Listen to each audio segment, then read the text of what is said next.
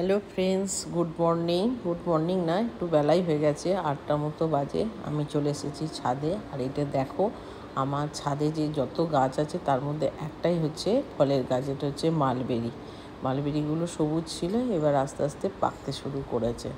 আর ধরেওছে, কিন্তু একটা সরু গাছে অনেক ধরেছে। আর ফুলগুলো বেশ সুন্দর। এই অন্য গাছে যে ম্যান্ডিভিলাগুলোও ভালো ফুটেছে। আর আমার এই ছোট্ট শিউলি ফুলের গাছটা দেখো, ফুল পড়েছে, আবার নিচেও ঝরে পড়েছে। আর এখানে জবা ফুল তো ফুটেইছে। এই জবা একটা লাল কালারের, দেখো এই একটা জবা ফুল ফুটেছে। তো এখন একটা এই যে মালবেরি যে পেকে গেছে, এটা তুলে খাবো। খুব সুন্দর খেতে কিন্তু মালবেরি, যদি কেউ খেয়ে থাকো দেখবে, সত্যিই খুব সুন্দর খেতে, দারুণ খেতে মালবেরি। মনে হবে সব খেয়ে নিই। নিচে নেমে এসে আজকে সকালের জলখাবার হচ্ছে ওটসের খিচুড়ি আর হচ্ছে ডিমের অমলেট। মা আর আমি খেতে বসে পড়েছি, আর ওর বাবি আরও খেয়ে নিয়ে। তারপর চলে এলাম দুপুরে রান্না করতে। আজকে হবে দই কাতলা। এই জন্যে কাতলা মাছে কিছু মাছ, আর যেহেতু বাড়িতে থাকবো এই জন্য মুড়ো লাজাগুলো নিয়ে নিয়েছি, আর পিসও নিয়েছি। অন্যদিন আজকে মা ঠাকুরের পুজো দেবে। এই যে মা সুন্দর করে ঠাকুর পুজো দিয়েছে। মা বলল যে আমি পুজো দিয়েছি, একটুখানি ভিডিও কর। আমি ওই জন্য আবার এসে ভিডিও করছি। এখন আমি একটুখানি রান্নার কাজে ব্যস্ত ছিলাম বলে মা বললো আমি আজকে পুজোটা করে দিচ্ছি। আমি আবার পুজো দেবো।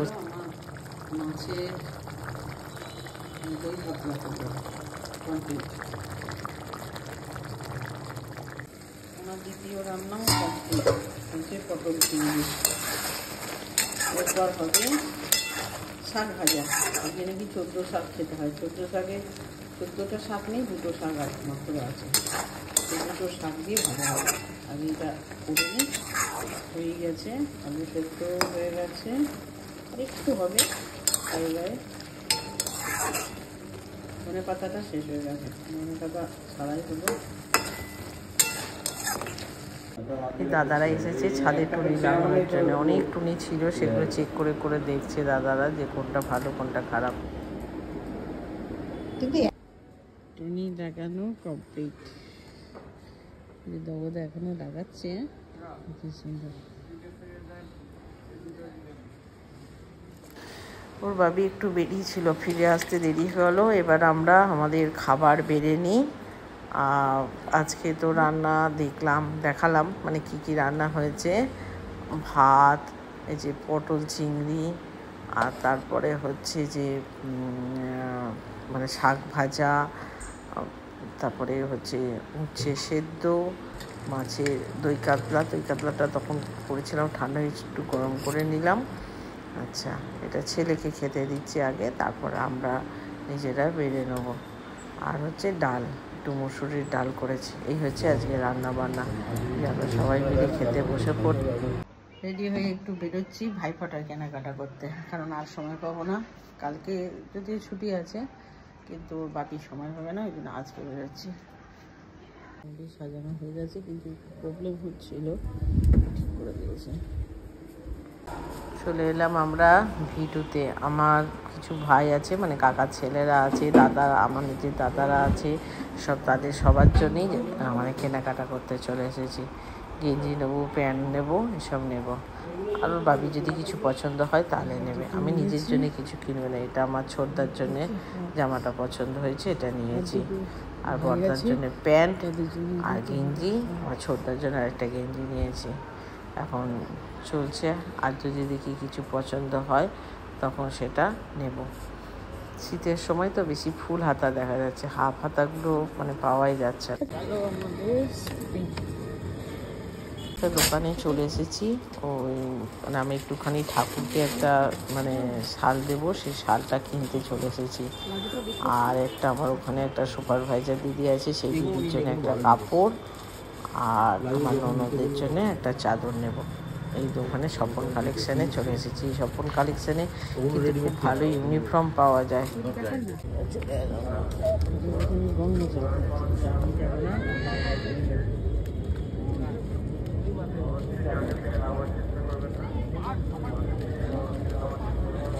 দেখো কত গঙ্গা জল নিয়েছি, পুরো গঙ্গা একবারে নিয়ে নিয়েছি। খানিকটা মাথায় ঢেলে নেবো। এখনও একটা ব্যাগ নিয়ে গেছে। এবার আমরা বাড়ি ফিরে যাচ্ছি। অ্যাকচুয়ালি গঙ্গা জল নেওয়ার কারণ হচ্ছে আমরা তো গাড়ি করে যাব এবং ওখান থেকে এবার পুজোর জন্যে গঙ্গা জল লাগেই। এবার আবার কিসে করে এত দূরে আসবে, ওই জন্য আমরা গাড়ি করে একবারে 5-6 ড্রাম নিয়ে যাই, যখন যেমন গ্রামে যে ঠাকুর আছে সব দিয়ে দিই।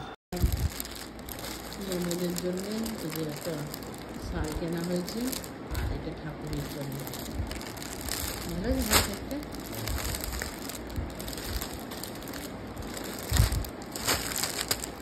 সুপারভাইজার দিদি বর্ধমানে, তার জন্য একটা শাড়ি। ইউনিফর্মটা আমাদের যে ইউনিফর্ম হেলথের এই সকল কালেকশানই ভালো পাওয়া যায়, সেই জন্য এখান থেকেই সব দিয়ে পাঠিয়ে দিই। হচ্ছে আমার দাদার বড়দার এই দুটো, এটা আমার বড়দা, এটা হচ্ছে আমার ছোটদার একটা গেঞ্জি, আর এর সঙ্গে আর একটা জামা আছে, এটা একটা শার্ট। আর এটা হচ্ছে আমার আর একটা ভাই, বাপির। আর এটা আর একটা আমার কাকার ছেলে আছে, তার ভাই, তার জন্য। ভালো আছে মুখ দেখতে, বাজার, তাই তো। আর একটা প্যান্ট আছে না, আর চিন্তার আর একটা প্যান্ট আছে, দেখ আছে না। আর এই যে ওর একটা প্যান্ট, দুটো অফিসে আর রেগুলার পরার জন্য প্যান্ট দুটো নিয়েছে, একটা। সন্ধেবেলা এই যে 14 প্রদীপ ধরাবো, সেই জন্য প্রদীপগুলো রেডি করে নিয়ে আর তেল দিয়ে দিচ্ছি। তেল পুরো সব দেয়াই হয়ে গেছে, আর কিছু একটু গোলাপের পাপড়ি দিয়ে সাজিয়ে দিয়েছি। এবার ধরিয়ে দেবো।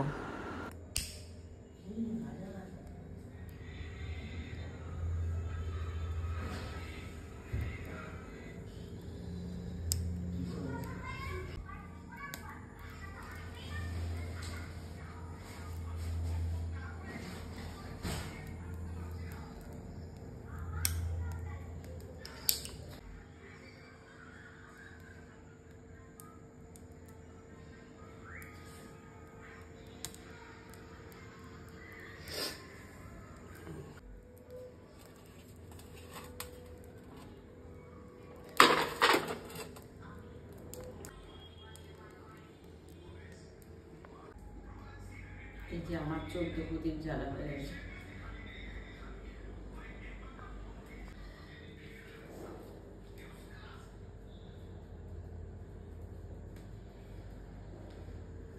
ফার্স্ট প্রদীপ মা লক্ষ্মীর কাছে, ঠাকুর মন্দিরে।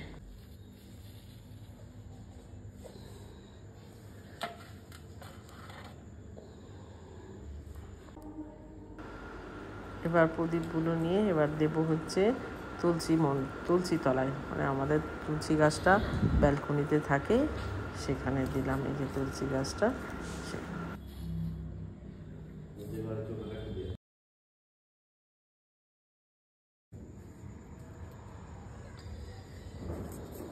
সব থেকে অন্ধকার জায়গায় দিলাম। ঠাকুর ঘরটাও টুনি দিয়ে সাজিয়ে দিয়েছি, দেখো কি অপূর্ব দেখতে লাগছে আবার ঠাকুর ঘরটা। আর পাশে যে দুটো গাছ আছে, একটা রাবার প্ল্যান্ট আর একটা হচ্ছে ইনডোর প্ল্যান্টই, সেগুলোতে একটুখানি টুনি দিয়ে জড়িয়ে দিয়েছি। কি সুন্দর দেখতে লাগছে। চলে এলাম আমার বাড়ির বাইরেতে, দেখো আমাদের বাড়ি কি সুন্দর সেজে উঠেছে, স্বপ্নালয়। দারুণ দেখতে লাগছে। আগের বছর আরও টুনি ছিল, এবারে কিছু টুনি নষ্ট হয়ে গেছে। ঠাকুর ঘরটা তো আগেই দেখালাম, কি সুন্দর এখানে বসে আছি। আর ঠাকুর ঘরটাতেই দেখছি প্রদীপগুলো এখনও জ্বলছে। এরপর আমরা ছাদে এসেছি, ছাদেতে এই মানে মোমবাতি মানে প্রদীপ দিতে এসেছি ছাদের মধ্যে। আর দেখো চারিদিকে কত টুনি জ্বলেছে। এটা আমাদের বাড়ির ছাদ, আর চারপাশে আলোতে একদম দারুণ দেখতে লাগছে, অপূর্ব দেখতে লাগছে। প্রত্যেকের বাড়িতে টুনি দিয়ে সেজেছে, কি সুন্দর না। আলোর উৎসব হচ্ছে দেওয়ালি। আর যে আমার ছেলে এবার একটুখানি সাপ বাজিয়ে এনেছে, ছোটবেলা আমরাও করতাম, ও এনেছে পড়তে গিয়ে এটাকে ফটো, কিন্তু আর চালাতে সাপ হচ্ছে না, নষ্ট হয়ে যাচ্ছে। এই দেখো কাগজের উপরে এবার দিয়েছে, এবার ভালো হচ্ছে। দেখো কিরকম সাপ হচ্ছে, কি সুন্দর মজা। যত না হয় তার থেকে বেশি ধোয়া হয়, এত ধোয়া হয় এগুলোতে। এই দেখো আর একটা হয়েছে সাপ, আবার একটা আস্তে আস্তে হচ্ছে। এই যে কালকে রান্নার জন্য সবজি নিয়ে এখন বসবো কাটতে।